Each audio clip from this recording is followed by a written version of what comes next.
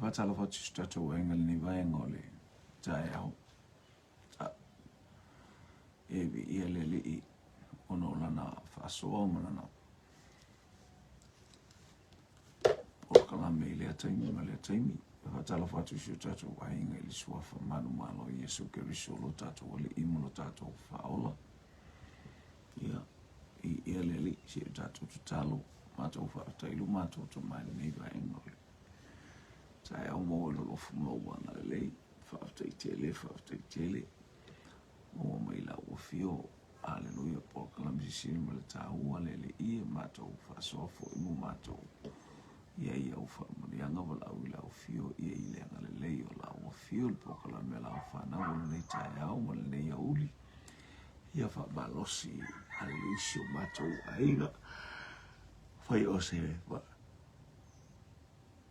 Tau maftanga mata mo fio nei fui vaenga o le aso. Ina ia matou ai mawhiinu le mata mo fio o fio pa ia. Ia mai fu le fia ma le oli o lo ainga matou te tapera I mo matou whai mea fia. I ume I lo vi inga ona o Yesu whaaftai. Amen. Ia whatalo whatu si o tatou ainga le nei vaenga o le. Tai au talo whaitolo. Fisa au tu Global Kingdom talofa lava foi le sunga le whaatonu ma le tatou ainga mafuta I le atua le vi inga I le atua le whaamanu ma le whaane tanga o tatou loto ia vi ia le li manu ia nei asa foi tono o Samoa nei mata mo fia le tau Haleluia ele I longa na la mai ia e whai mapalasi mai fo I le paolo ia vi ia le atua ia I leanga le lei o le atua ma le pa I le atua isi o tatou ainga mafuta I le atafa ma le itu. Ana ripu na wina ato le tatou sa palifa. Ia aivi ia le le I me umalava leanga le lei le atua ma ia whaafutaifi mo le whaatalofa I le usunga le angelu tau. Vi ia le li I leanga le lei o le atua I me umatatou te fia. Le fia tatou sili mua le wanga I atu ia le I praise God. Tatou sili mua fia tausanga o Abrahamo e whanau Isaako. Fia tausanga o Abrahamo e whanau Isaako. Whatalo watu I le tofini a jema talofa whaarutane. Ia Hallelujah. Sister Liu, vi ia le li, ia malo soifua, le wa tato ilunga e fia tau sanga o Abrahamo e whanau loa Isaako. Le wa tali mai jema e se lau. Ia tau sanga o Abrahamo, ia se atu tato porkalame, vi ia le li o tato wainga. E malo soifua, malo foi whaatoa. I ta mai ta I o le mota, I o mre sunga I le angelu tau, molona awa ai ni tai au. Ia le li. I peleanga le lei o le atua mo I tatou I mea uma, ia silisili, ia fo I le atua le vi inga. Ia le watali mai le angelu tau I se lau.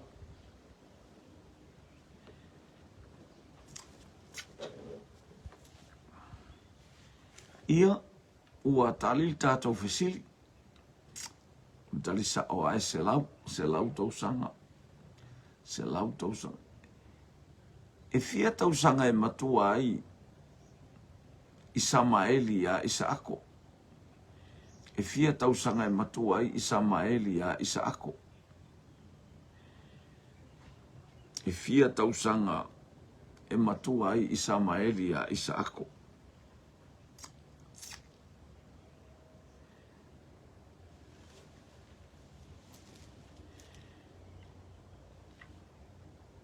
Hallelujah. Fia tau sanga e matua I Samaeli a Isaako.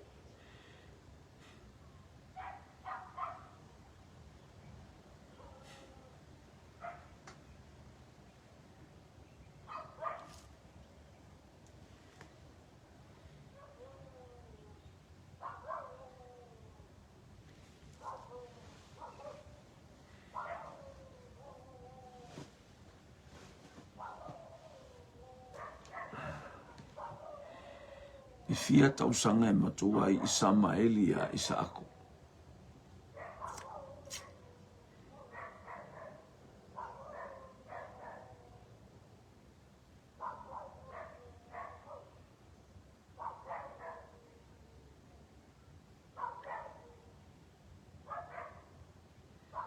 E fia tausanga e matua I Samaeli a Isaako.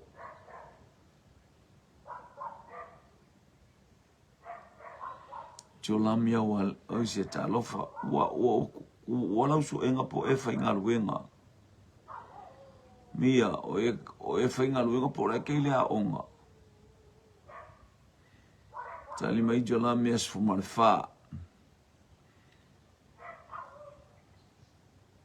Sul tolu.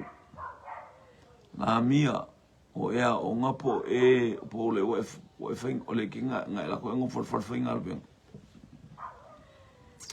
Praise God. So matolu mai a chema. Ai maino e mamao le ala. Ia.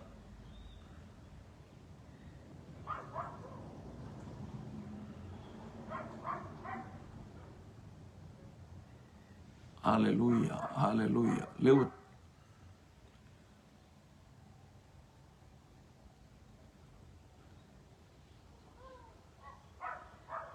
Ia.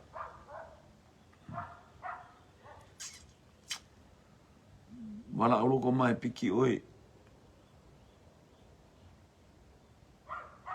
Ia lea ua maua mali tātou tali e se fulu ma le wha malo.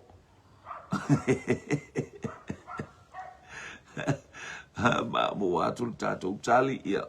Ma le tātou palo tali e muli mai lalo palo tātou mo ia whaftai. Se fulu whātau sanga e matua ai. Hallelujah. Praise God. Ia le tama leo. O Isamaeli a. Ia le tātou te wapa ai tele foi a me tātou te winga. Le winga ese o se fulu wha a. Se fulu wha fo I tau sanga lena au auna il tamo yo se wha a. O Iakopo ile ainga o la pana. Se fulu wha mai I tu ainga wha e fulu wha lea le generosity po le ngafo I Yesu Keriso e tai se fulu wha. Ia au ngā tupulanga wato a whanau, wato a sfulu whātu ia Abraham tau ia Tavita, sfulu whātu tau anga ilunga ia I tupu, sfulu whāfo I mali tā whianga o atu le whanau mai o Yesu, ia ini winga loloto nā mea uma tātou tilo pe ia im tātou wawai ia steimi fo I tātou talatanoa atili ia le atua, praise God. E se apolo kalame le tua sfumar fata usanga mo wada tātou tali ia nga leile atua il tātou a inga vi ele li maua mai feale ingo Israelu e maua mai feale ingo Israelu maua mai feale ingo Israelu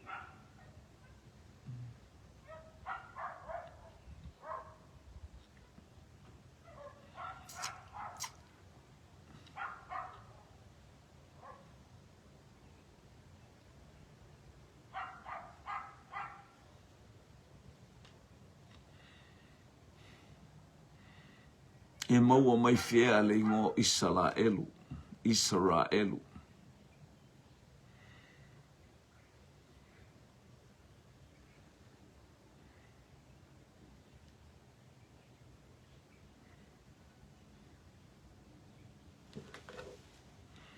ia tali mai jolamia Iakopo e maua mai le brother Iakopo ia le li Hallelujah.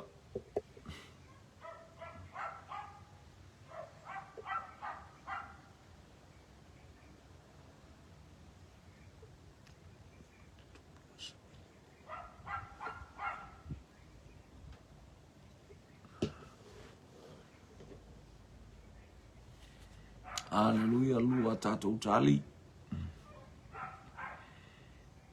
Toi tasis tātou tali tātou fisili.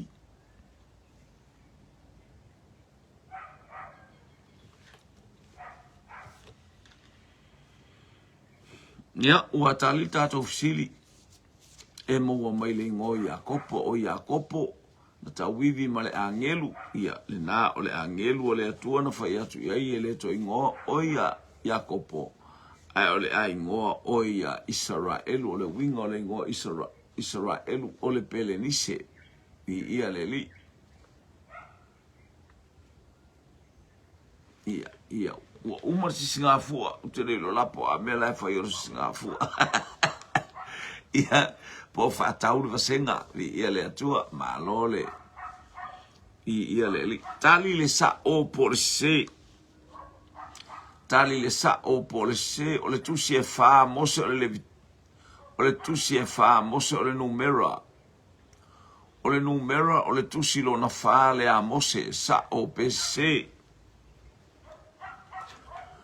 o le numera o le tusi lo na wha le a mose o sa o pese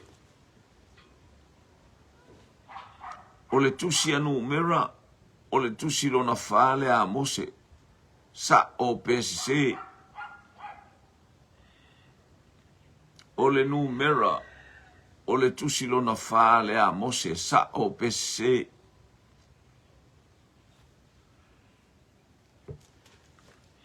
Jema sa o le lei jo la me sa o le lei praise God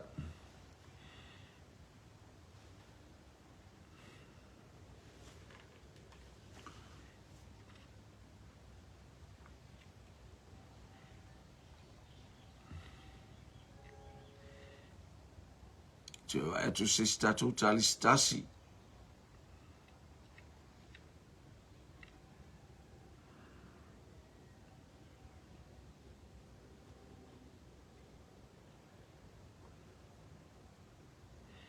ia tali mai fo isi angelu tau talo fae po fesa wai mai ia tali ia leo tali mai le angelu tau sao ia o le tusi mua mose kenese tusi e lua o le soto tusi e toru le vitiko tusi e fa o le numero ma le tusi e lima haleluia o le tusi a te uto nome alo na fa tai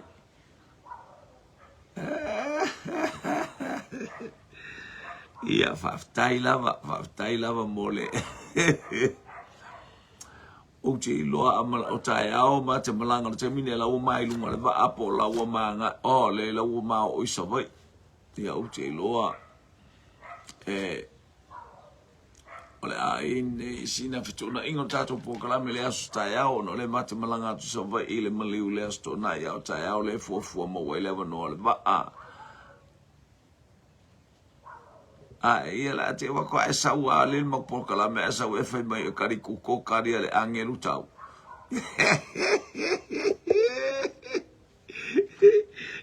ka umar ka kala kari ku ko ia nga me e fai ia le atua fa ta ia pe o lo o ku o kari ku ka kari ia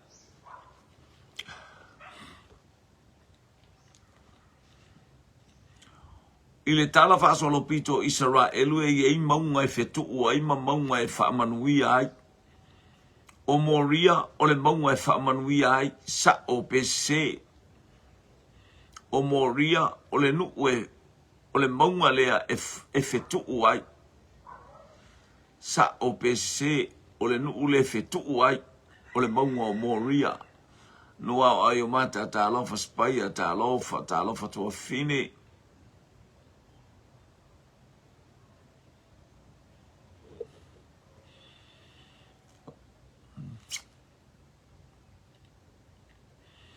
o le maunga o moria o le maunga le fetu ai sa o pese le utali mai Mike sao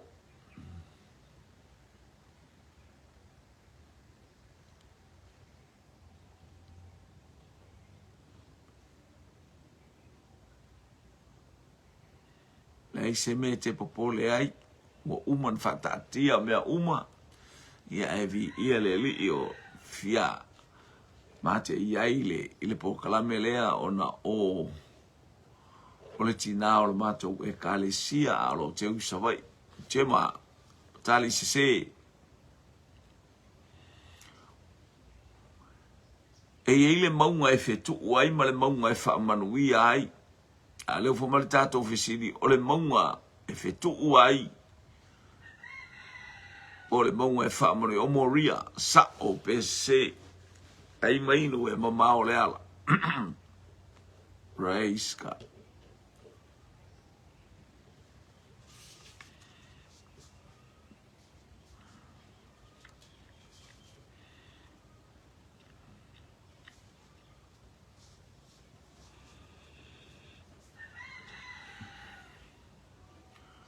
Ia ua talil tātou whisili. Praise God. Ua talil tātou whisili. E se o le maunga o moria, o le maunga le naosi taulanga ai, apero amo ia isa ako, a le maunga e fetuu ai, o le maunga o e valu. O le maunga e ta ua o e valu. O le maunga e whaamanu ia ai, ia o le maunga e ta ua o keresema, ai mainu e mamao le ala.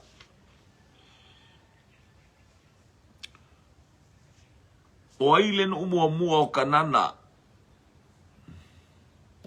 O ai len mua o kanana po le nu o le whaolatanga na mua tau nu i ai Israelu.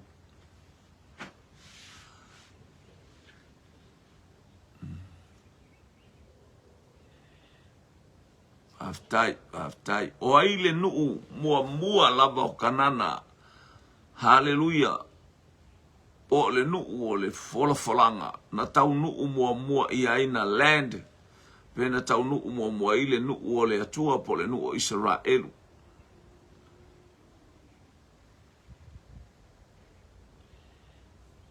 Ai mainu e mamao le ala.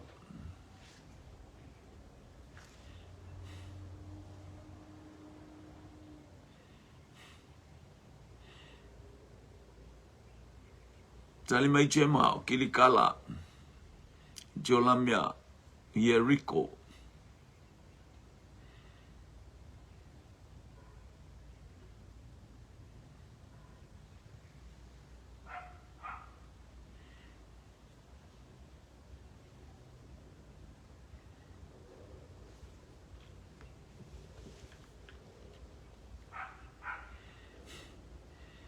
Lua tātou tali. Ai mainu e mamao le ala. Tali tātou fisili o Kilikala. Tali tātou fisili o le nu mua anana na a e atua le nu umaile. Yoritana a e loa i tonu.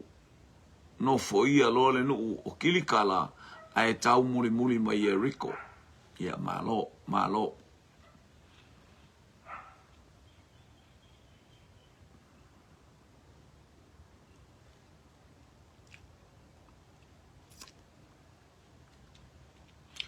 O fea mea na mua tupu. O fea mea nei na mua tupu. O fea mea nei na mua tupu. Na mua ave ivi o Yosefa. E na mua whaamatala Yosefa le miti. Na mua whaamatala le miti a Farao. Pe na mua ave ivi o Yosefa.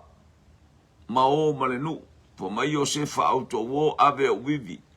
O fea o nei mea na mua tupu.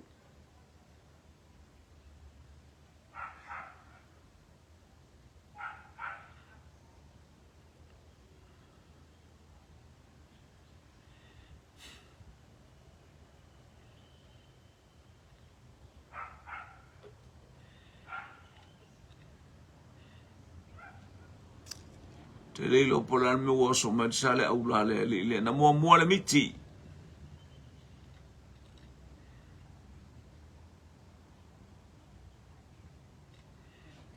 Mua fa matala le miti.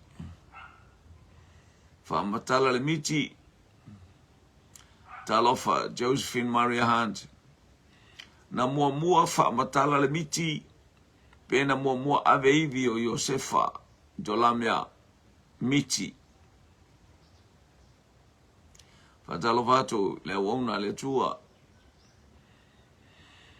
Hallelujah Paulo Atoni Hunt mai tonu le Waikiki Beach, Hawaii, talofa, aftai mo le talofa le tai au, ia le li.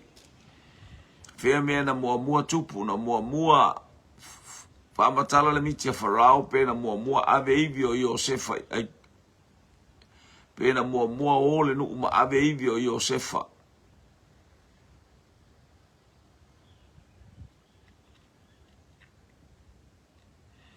Ia ua tali la tātou fisili na mua fai le miti. Ai muli o ma ave iwi o Iosefa. Tali i le sa'o po le sise. Tali mai sa'o po le sise. Hallelujah. E tele le mau Iosefa i tonu o le tuspa ia. Ai fa mai tus sa tali mai le sa o PSC tau mai le sa o po tali mai le sa o po le se o Iosefa le tamau Yesu e fa tatau ia i le fa upunga ua sau le ali i faimiti o Iosefa le tamau Yesu e fa tatau ia le upu ua sau le ali i faimiti ai mainu e mamao le ala sa o PSC ua sau le ali i faimiti o le tama o Yesu le to'olua o Maria e whātatau iai sa o PSC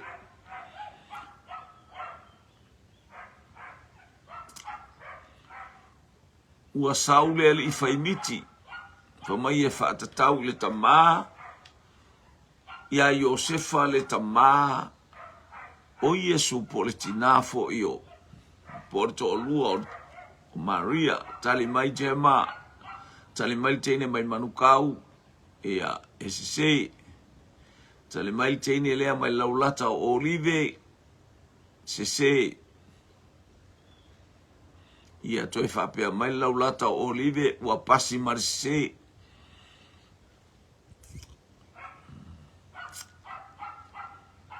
toi tasi stato tali Hallelujah ai mainu e mamao le ala.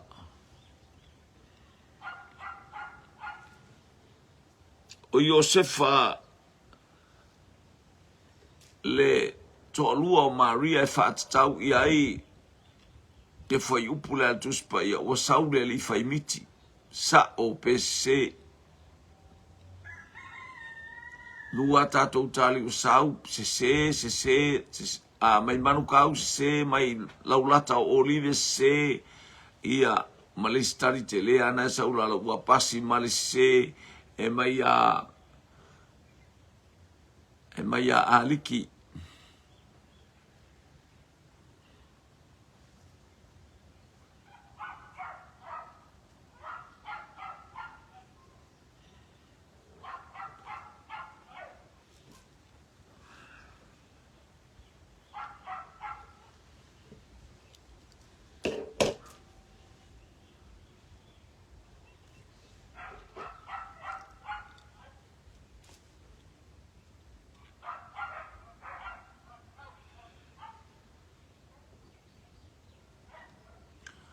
ia ua tali le tātou fesili SC o vātu ma le toa se fulu mon tupu tangata ia e lua tangata le tali le fesili.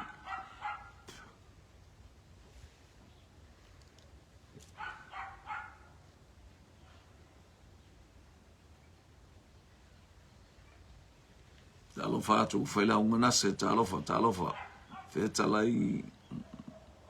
fetalai sa. Ia talofa. Ua talil tātou fisili o Iosefa to'olua o Maria ele o stangata ele whaatataua i eile whaupunga na e whaatatau le e whaatau ia Iosefa le whaimiti ia ua saule li whaimiti o uso o tala ia o Iosefa le atali o Iakopo o tala ia o uso Iosefa no whaiai. motu tia se le vave ta alofa aftai mole fa ta alofa ia le li praise God ai mai no e mamao le ala o le sia tatou fisili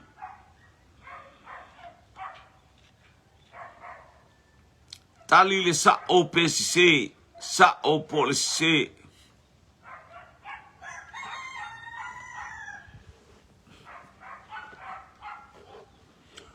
o tō tana na leo ma moe ai uso Iosefa.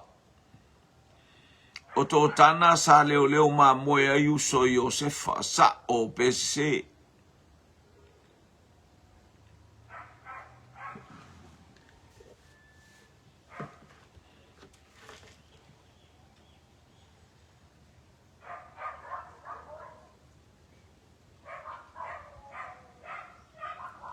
Ya talofa to fatalaisa faila unga ngase talofa ma lo le soifua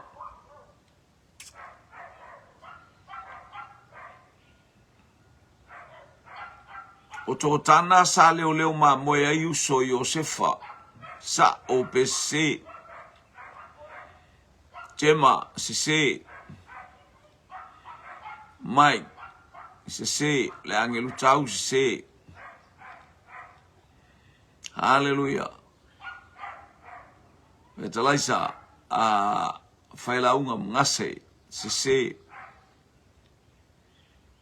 motu tia se le vai talofa ma lo le soifua faftai mo fa talofa le nei taiao agale le ile atua o tato iai ila tato polo kalame ai mainu e mamao le ala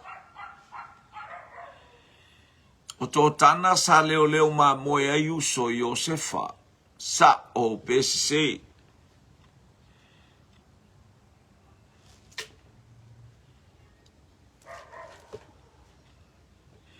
nau po kalame ai mainu e mamao le ala fasiringa malosi au wafo i tautenga ia ma vai tau ma aftanga alo watunu sa moe e maisi le whanau a le atua praise God hallelujah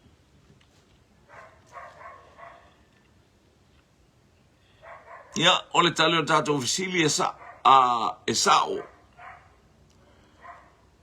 le o i ai elme tu so i sata o satongi e Iosefa ia se to tula tato ai ngofele nu sa leo ma moe ai uso Iosefa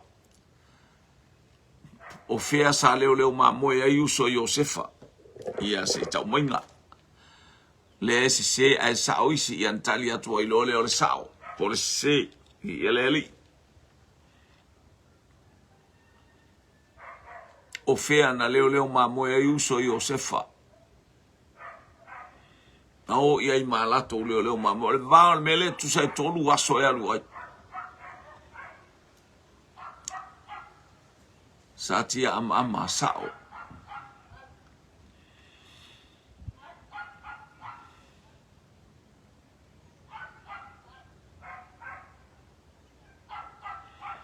ia faftai le watali mai Jema mana ia tatou tali le mai Jema ole no tonu ale sa ol uso leo ai o se kema faftai Jema ana tongia ma lo so foi tino le moli ole ava mai tutuila America sa mo lauli ai te I wala tu Iosefa eva ai se kema wale mo se kema na ole tangata le tu mai o se angelu ole angelu li foi ai fai fole e lo I nei o uso ala o I tōtana ia e sa o tōtana sa o se kema sa o tōtana sa o se kema na tolu sumar fitu tu se kenese vai po sumar lua tolu sumar fitu fai upo e se folu male fitu ia ai mainu he mamao le ala faftai mole tali praise God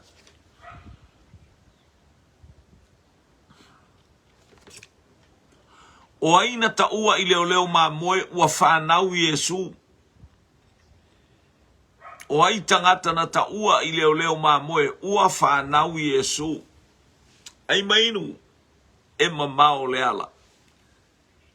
Ia no winga le ai olae ele ai ase sena sa uma sa o se kema sa o foi ia tōtana. ia leli e teino le moli o le aba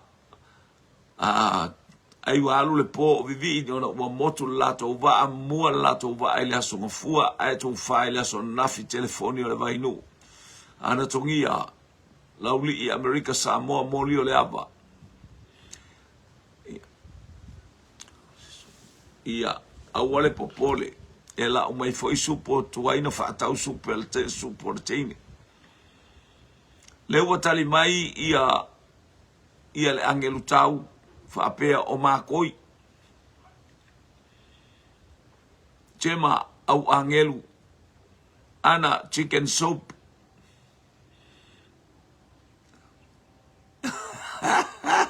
aftai ia aftai fa tu esta chicken soup ape fax mai se chicken soup ma ngai ai ka la ngonga ko ngele mangongi haleluya talaisa faila unga ngase maletali o angelu ia leli ia malo fo ile tapuai haleluya malo fo ile tapua inga mai tuila America Samoa manu ia toba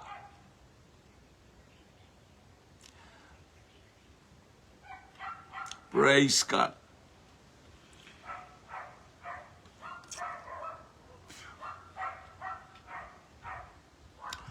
O aina taua le ua whapea mai ana tongia au leo ma moe ia e taua le au leo ma moe o aina taua ile au leo ma moe ua whanau Yesu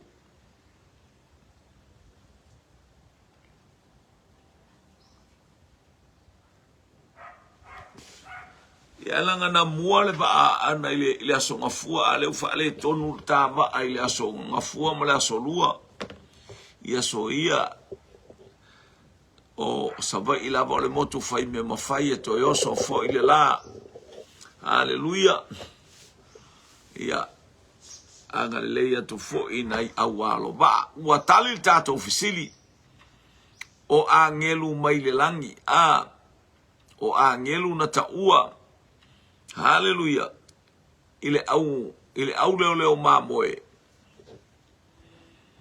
ua whanau Yesu o le aso neu whanau waile a aia tawita lo o tau whaola o le ali ia o keriso o le whailonga le nei tau te mawai o i olo au ile ie oka ele au via isi au ile ie sa solo ai au susua povi a lele ua au i mai ele mesia vi ia le ali ai mainu o le ata o le loto mawalalo ia whaataita ia ila na whanau whaataita ia tali i mawhawhine o le atua Saisola Johnson o a baile a ongal neita iao whaatalo watu ile tua fine ia aleluya maile a onga le vaingalu a college teine o le vaingalu ia le wanga mai lunga Tina Johnson finga ia angelu ana faftai o mor tato tali o angelu mai le langir falia i leo ma moe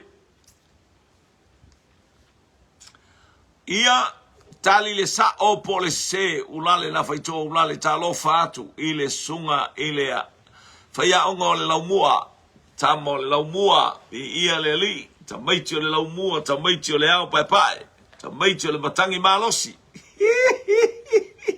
Whatala watu le au auna, vi ia le ali, praise God. O le tātou fesili le so atuai. Hallelujah, praise. Tali le sa o po le se. O angelu ai na whailoa i. O angelu ia na latou whailoa i. Makoi. Le mea lai whana wa Yesu sa o PCC. Sa o PCC. Hallelujah. Sa o PCC. O angelu na whailoa ile au mako ile mea o whana wa Yesu sa o PCC. Whatala watu ile sunga le. Ile au auna na nai whiangainga talofa. Ia whaatai mo le whaatalofa lale. Praise God.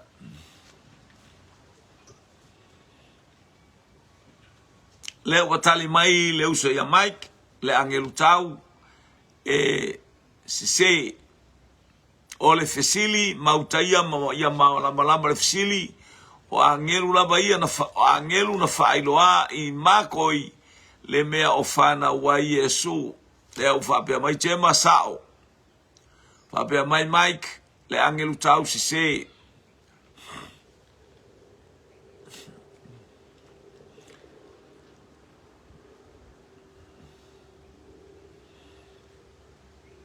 a saula utali e whapea mai sa o le lei pe mas toi se ele tele talia atua la ofisini la ngai atili a infa ale tonu tatou mea le atua inga mea sa o toi se o tele talia atua ila pe ale tape was levan saula utali a ele talia atua le tali le sa o por se e tasi ale talia sao ai aleluia ai paule mea e maua tangata le tali mai whapea ia na le maua e fusu anga le whaife au leo tali mai ana tongi e sao io e ina umatu le fua ai maua le fusu anga whapitoa le whaife au tangata ia e whapea lato wa mio pualoni ta lofa to ina mai male poni ia le ali praise God hallelujah ia motu tia se Josephine Maria Han sao nai ia vai lan mana ia telele wa sao le sao ia le maoki ale sao o angelu a mai le langi de fali atua ile au makoi le mea o fana wa Yesu ia afo ile wo fai atu o le mau o fia lele atu ape fia oso atu alo nate au o tango atu au mai fafo mar TV ai fasi le yai vamtai pualoni le au na mai male poni hallelujah le kangaroo hallelujah male wallaby ia lele wase e mai le sunga ile faife au ai foi o ave sana uta o tamaiti a onga po o tu ua tamaiti a onga faifa le lei tamaiti tito luaiva sunga le faife au marosi hallelujah praise God ia lele ua ia mana ia le aso le fusu mana ia le aso ia le ufasa o mai e tito watatauna no ufasia ela ono sa ia ele nei aso ia hallelujah se fate ate atule umpe monte uma to maliu ia no fasia lo te fa pela ngala te lo to ita no maliu se tu vo mai ava le uso au na mai le lau mua talofa talil tato fesili ele o se angelu ese ele o le angelu na taua ese le tali ele o angelu na taua le au makoi o le fetu na taita ia maile au makoi ia o le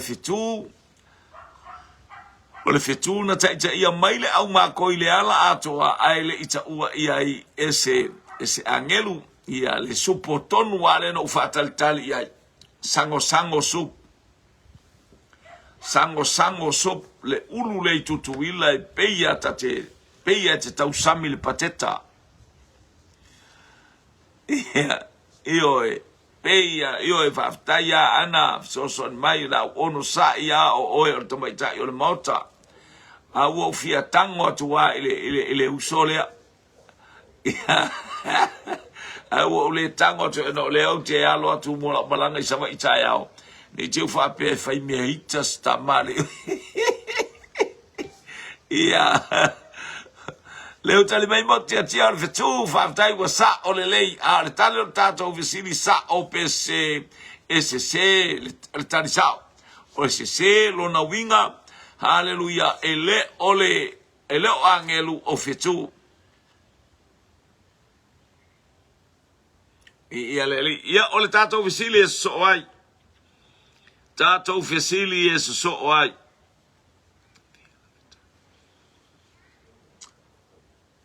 o fea na fetau ia Yesu makaleopa. O fea na fetau ia Yesu martamalo ingo ia kaleopa Cecilia welese au ba atalofa ia fa'atai mo le fa'amalo vi ia leli. Supo afato. Wa ele waru fai nga supo afako. Ai lele walu wa ia mana o le supo afato ali. Hallelujah. O fea na feiloa ia Yesu ma kaleopa. Ia fa'atai tai ana tali file mueli o malie foi. O malie foi. Pa pela woso fa fose iatu. Esa ili mele no fortakata le alewa fa'atai. Le no va to sa mana na supo afako. Le sa mana supo afato macaroni soup. Hallelujah.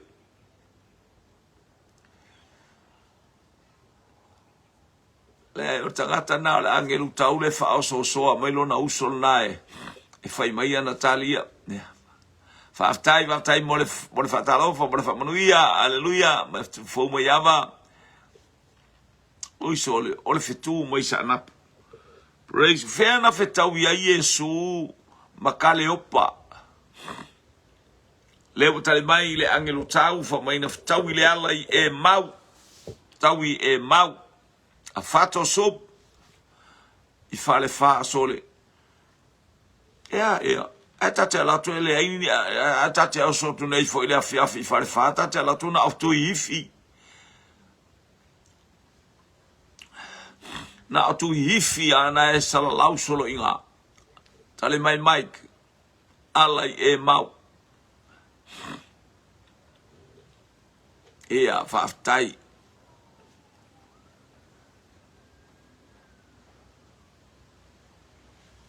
Ai wa alu na ilalo lo toto mo lo wita. Oi vai leu sauta ngatale e mau I sa fotu. Ia fa'aftai. Ia o e mau mai sa fotu fa'aftai. Fa'aftai fitu fo mo yava ta mo le lau mua. Ia o e mau I sa fotu. Fa'apea o le ala le sa fotu na o le ta o le ala o le tuatane ma le ala o le. Wa le alua inga I le ala tele lea o le vau e le vau tele inga. Inga al paule o le ala ngafkau I Yesu ma. Ia ana o le ala e mau. Nanai e mau mai sale aula. Ia vai. Ai. Ia koe. Ana tongia e mau mai sale aula. O sole. Kwa malepe asinu uali o si angelu tau o le fa'aftai. Taile angelu fa'atoto. Watali li tato fisili. O e mau mai sa foto ma sale aula ia wa so o tu wale tu tane ale ta o mai ali e se la le matautia o le mena feilo ia ke riso ia maleuso ia kale o pa ele lo pos tangata sale aula tangata lengo ia kale o pa pos tangata sa foto alo nas tangata ia lo matangi mai sai. Hallelujah, praise God.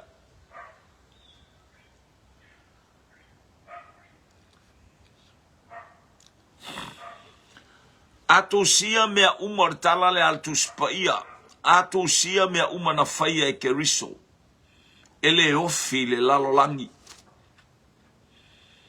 Ele ofi se tusi, ele ofi le lalolangi tusi pe atus tusia mea uma na faia e keriso. Hallelujah. Ofea le tusi la e tusi ai. E atu sa pena o le tusi a warta ua mai fua ta upu mar foi upu pe ai a maua foi le lei ai tusi mai na o le tusi o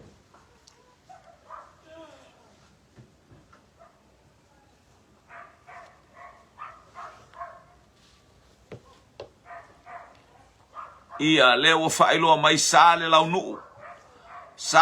nu le utala noa mai le tamaita o le mauta sale lau nu faftai Cecilia mo le alai e mau. Hallelujah. Ai mai no e mama o le ala. Ia leu fa pe mai ana tongia o le ala ile tonga bao i le vaotele i Oritana i California. Tale mai ana ole Evangelia Ioane. Tale mai Josephine Maria Hans Ioane.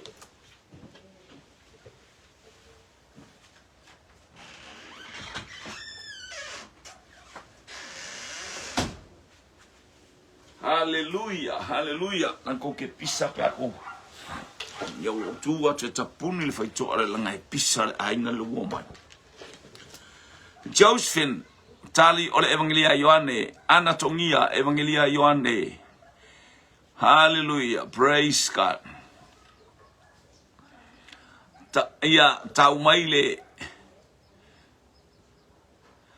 ole fa Evangelia mai sabai o Ioane ia aistangata mai sat paitea tata ilo atangata ia ai ole nanai ole fa Evangelia ia o Ioane ai mainu e mama ole ala, praise God. Fa taile ainga ole fa tutua mo le tali mata ngofie ia ole fa Evangelia o Ioane na ia tusia ia mea uma ole fa ai unga na ola na tusi. Haleluya, ole fa ai unga le ola na tusi fa Evangelia o toi upu ia ola na fa Evangelia. Haleluya, mea na ia tilo mavaba ai malana mai tau malana fuafua. Haleluya, ili tala noa mai ele nganga pa ia a tusia ia mea uma. Ele ofi le lalolangi ma eu le matautia. Haleluya. Le mafuanga na ole awina mai ole nganga pa ia e moli ante i tātou. Fe au ese ole malole atua. Haleluya. Awa a whaapepa nei mea ia ele ofi le lalolangi. Ia le atua whaaftai mo le tani tātou fisili. Haleluya. O aina fai i ai Yesu. Ole Israelu moni ae le pepelo. O ai le tangata na fai i ai Yesu vai ole Israelu moni ele pepelo, ele ai sona pepelo. Ia wata ua i tato o Israelu fa le nganga a. Ia le wata mai lo sultasi tus Ioane le mata apuelo sultasi fa apuelo sulman lima fa aftai jema fa aftai yon tusi na le ia ile upulea. Fa mawina mea uma pe ona fetala ia Yesu. Haleluya, matus tusia ini api ia ele ofi le lalolangi. Ole fe auna e winga ele nganga pa ia malisi va enga na ole awina male nganga pa o lo fe soani ma fala utele le upo le atua ole on fai ona tato wa aye mata a wa fai ma mea lofa le nganga pa ia na te tala ina mea uma na fai Yesu ole alofa tu noa le nei ole atua mo oe mo a uma so se tangata tano sili wa yailunga o ai le tangata na fai ia Yesu ole tangata Israelu ele ai sona pepelo. Jema fili tiliu. Haleluya. Ia. Sista faaolatane o Nathanielu. Ia se e mail saal tamale mai maleponi. Sungole au na le atua. Brother Gray. Haleluya, Nathanielu. Josephine Maria Hart. O Nathanielu vi ia leli. Jema Ioane mata mua fa ipu e fasu marifitu. Ioane mata mua fa ipu e fasu marifitu. Na ia ile ingo Nathanielu ia fa aftai. To e luan tato utali se iwa iatu Italia na itangata lo angai mai Anatongia. Moli ole amba, ma le telefoni ole vainu ua siampini. Haleluya. Haleluya. O ma le tali Nathanielu. Ia ma le tali a si angelu tau lele po fena lavea ma iei si angelu tau ma la Natali. Haleluya. Ta ilevan fa tali o ngā umu atu le angelu tau. Ia malo na uso o ala tali. O Nathanielu wafta ia o na le atua. Ia leli o te loa nai wha muli alua tali nai te lua mea se vai pia sa o tali lai lunga whatoa alua mai. Wa tali le tato fisili. Whatalo whatu le masiofo. Hallelujah. The Florence na nai. Talofa Florence. Wa mai le nei vaenga o le aso vi ia le atua. Cecilia awa a maletali Nathaniel Nathaniel ia vi ia le ali ua tali le tato ofisili ia ole au na ia Nathaniel na fa ia Yesu vai oi au fa ale au fa pe nga wa mio ilo le leia tangata ilo le leia tali tangata haleluya.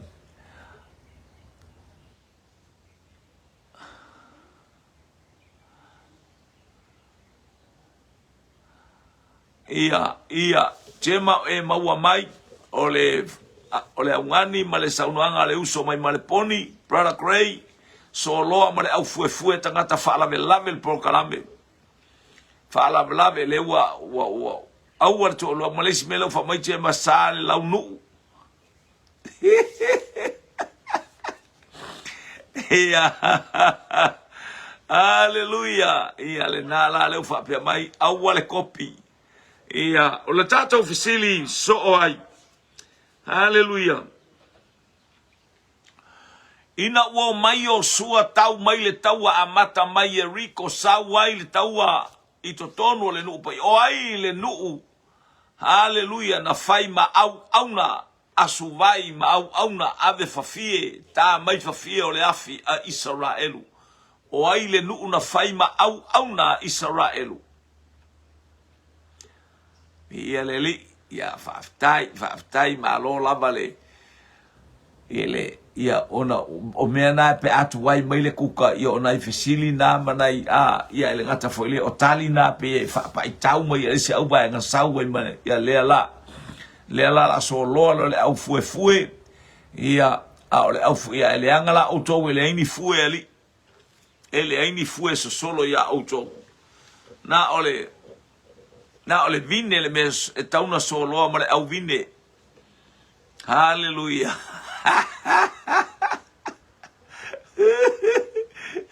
Hey, sorry. Ta umele nu astamala e kopi ali.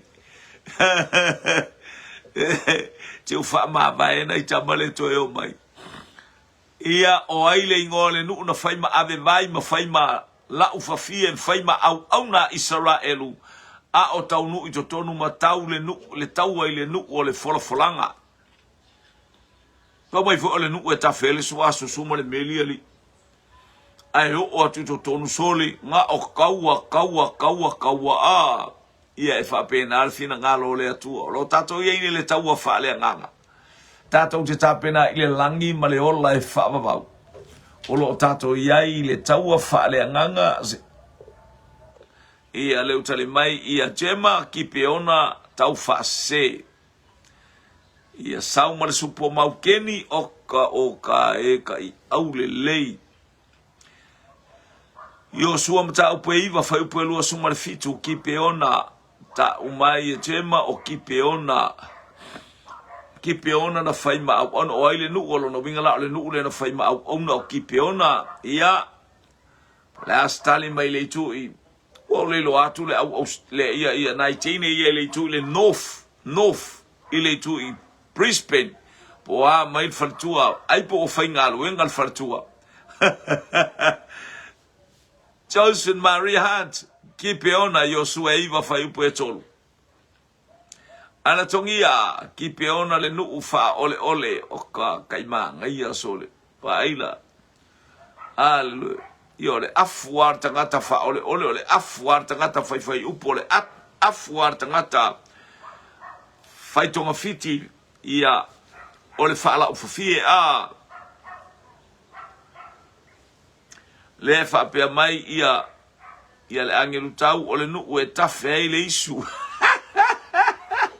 ele au kau apuga yo Fai atu ila ufa naula fai galuenga ni ali kafe su asusu mal meli a mai gala kabazoli e kafe le ispe hallelujah ia nai ki peona mai fale fa ma fale la tai ia watali le tato ofisili uatali le tato ofisili ole nu ulea tafe a ole nu tonu wa lea na fasala e faima ave fafie e faima ave faife au faima la uvai ole no tonu ale u failo mai o kipeona mai fale fa fala tai fa tai foi malole au auna ia fa mafanfanatu le ngaleo le tu le vai ngole o le wina la o tou ia ai mal e la ngona la val pe ia matui tui mai o le malu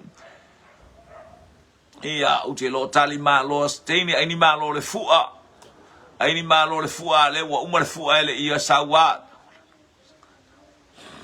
ia le fa pe mai Florence ta ule nu o tangata ma ele me io a quelle fale missa mai fa tua ta ule nu o tangata ia va ta ia ba fo ile to amale ua tali le tato ofisili o le nu o ki peona ia aleluia fa balulua tu faltua pe fa ta watu le tato ofisanei ia le suafo o to fio anga ia ono le ai au mai lunga ai mai senta mai titi le ta fa ta mai titi le mai oia no ama le ai fa so sa mai lunga tato polo kalabe ai mai nu e mama o le ala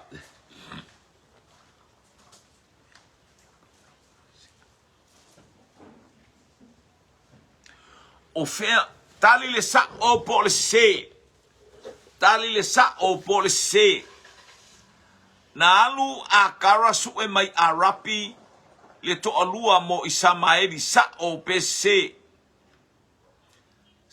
PC na alu a kara su e mai le to alua hallelujah mo Isamaeli hallelujah I arapi sa o PC na alu akala a rapi su e mai ai se to alua mo lana tama o Isamaeli sa o PCC pa uma tato fisilia e lua e totoe ia la o te le stato por kala me fisili va pelo o te mile la o te lunga le va ia va tai tunga le va tai au ia ngale leile atua ile ainga o mafuta mai le hallelujah na alu a kara I arapi su e mai se a ma Isamaeli sa o PC na nai se praise God a jema sao anatongia sao Josephine se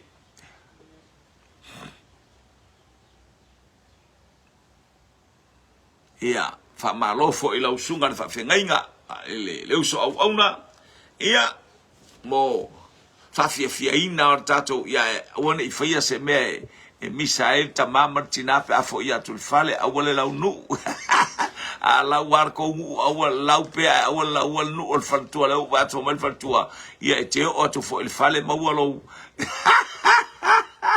bawal fai unga o e loka o il potu malolo e te leto loka o il potu pongi sa e te leto e sau fafo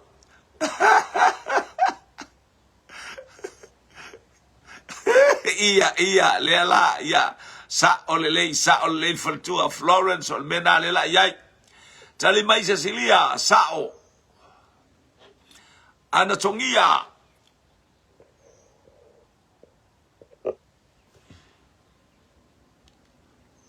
hallelujah praise God maua mai e tema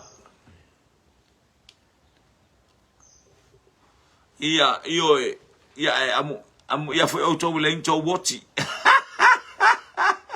amu ia a pasta ke alu ia e mane ia pera no titi e va ala ngole alu le oti ai amu ia auto hallelujah ia malo ia se e mai malesar tato tua fine ia si o tato tua fine tatalo lea hallelujah o tamaitai o tua sivi to le foa talofa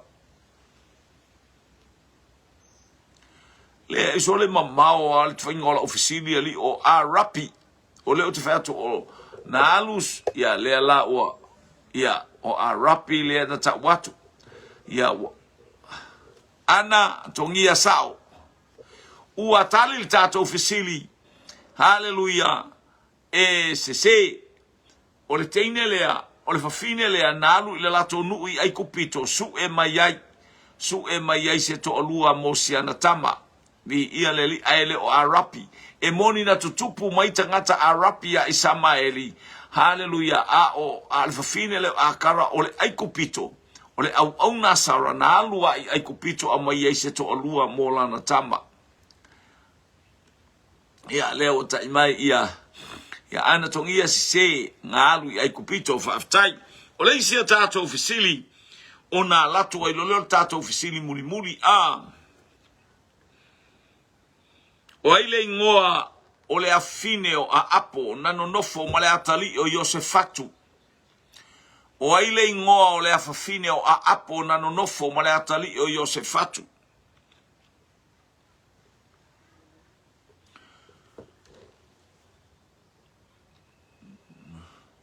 o ai le ingoa o le afafine o a apo na nonofo ma le atali o Iosefatu. To tasil tato ofisile le elatu malolo on sai mai ia le li ono le ia ile fa moe ia haleluya baba ta ole penga lue atu ai ia tama fale ia marta mai titi ole tamai tilo al punefu por tamole tama le mai i tua le vai ngalu ile aso ata e o tato polo kalame haleluya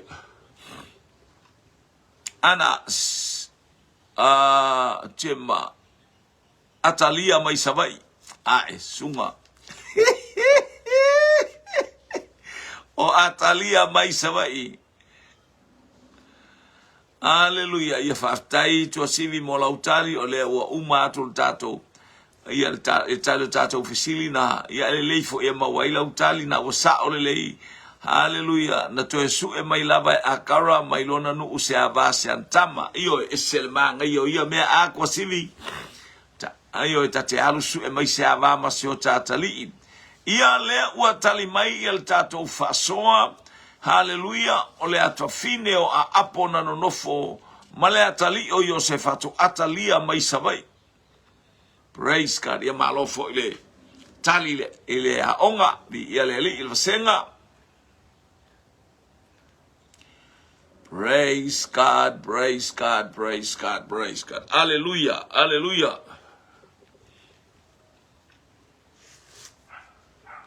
Atalia mai le ainga ile tai. Oi. So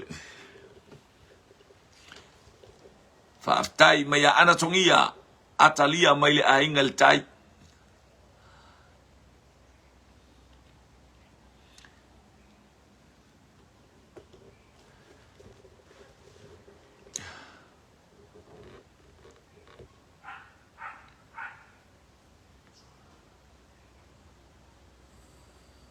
Ia faftai ua tali tato ofisili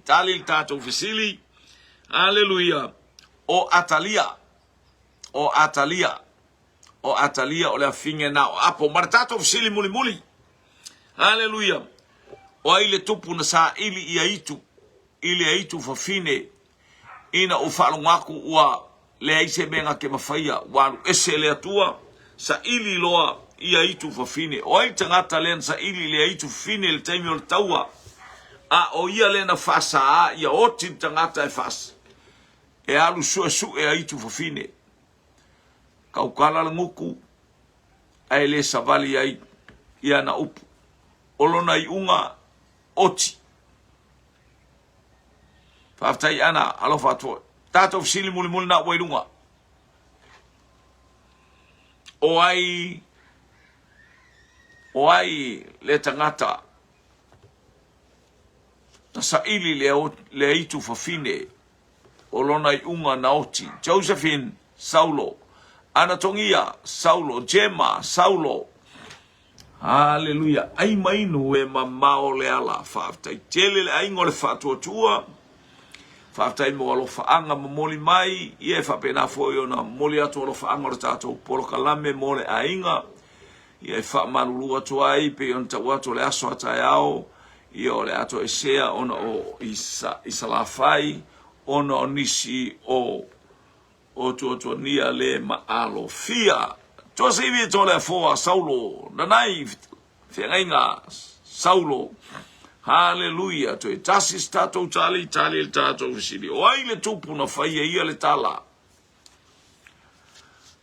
Aua ne Isaili se tangata i se eitu whawhine i sona mai. O se mea lava Isailia i se eitu whawhine a mauar tangata le na o lona taunu unga o le oti. Ai muli ane o vai atu a whaasanga mai le tau a Filistia. Wat fisili atu ile atua ua le tali mai le atua. Aise a ua ino i a ile atua. O fafonga o Yehova o lo fetau fetulia i le lalolangi uma. Whaasanga ma le tonu i e a mio le lei.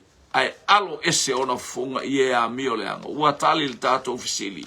O le tupu o Saulo. Le atali o Kiso. O le ulua i tupu o Israelu. Sa ili le aitu fafine. O le iunga o lona talitafa mai ua na ato ilunga o le maunga o kile poa.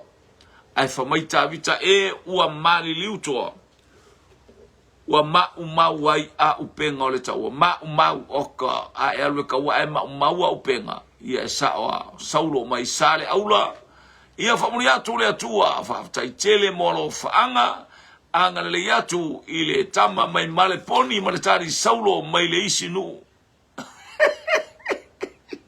Ia whamanu ia atu voi nei tai au ia te autoi tonu o Mariponi, whamanu ia atu i le ainga mai New Zealand, hallelujah, praise God of lava na tafa o ea ngai mai ai, ia iai le whamanu ia ngā le atua tai le nei aso, whawina manu ia i umea umai le vi inga o le atua, lau au na e tautua mo oe ma le nganga i tumu le whamau lalo ono Iesu, amene ma amene ma amen. To God be the glory forever and ever. Amen.